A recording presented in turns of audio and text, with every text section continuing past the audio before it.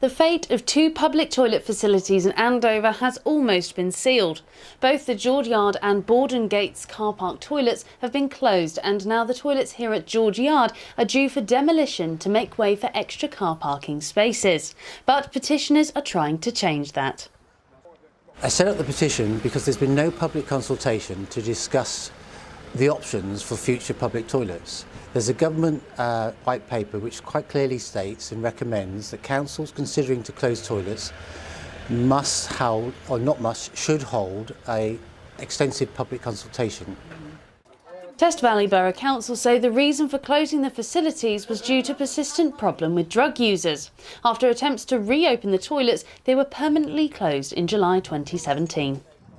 We're dealing with a handful of drug addicts who are forcing the closure of the public toilets, which over 67,000 people in the area could have access to. So basically we're being held hostage because the council cannot deal with a handful of drug addicts. There are ways of dealing with it. There's different lighting mechanisms they can be put in place, and I know George Yard had them. You can put attendants in the toilets. We're a wealthy council, we can afford to have these toilets attended. After the closure of the toilets, the council launched a community toilet scheme whereby 4 businesses have so far opened up their toilets for public use. In return, the council pay £1,500 a year to each one that signs up. But petitioners say it doesn't work for all users. If you're a family or elderly or disabled, going into the community cafe is not a good experience. Quite often they're very busy, and you have to struggle to get to the toilets, which are always at the back of the cafes. Having gone into the cafe, you struggle to get to the toilets because the aisles are blocked, and that's very difficult for disabled people to get through. Both online and on paper, the petition has around 2,500 signatures, and campaigners are looking to keep the numbers rising.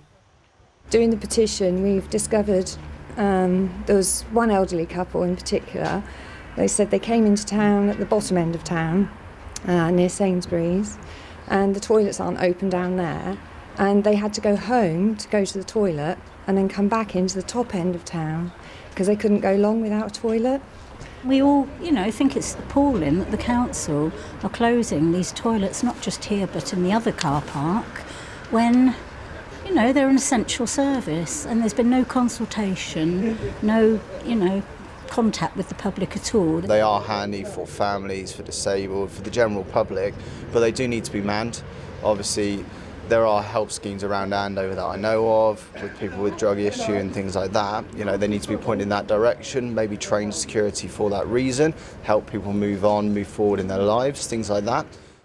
In response to the petition, Valley Borough Council have said, "We're concerned that it significantly understates the persistent and very serious drug issues that put public safety at risk and caused injury to a member of staff." The Planning Committee met on the 4th of January to consider a request for planning consent to demolish the building. This report now seeks authority from Cabinet for the demolition to be undertaken. If campaigners manage to convince the council to reverse these plans, David says it will mean more for the town than just the reopening of public facilities. Most people think Andover is becoming a ghost town. Most people consider it to be on its knees or dead.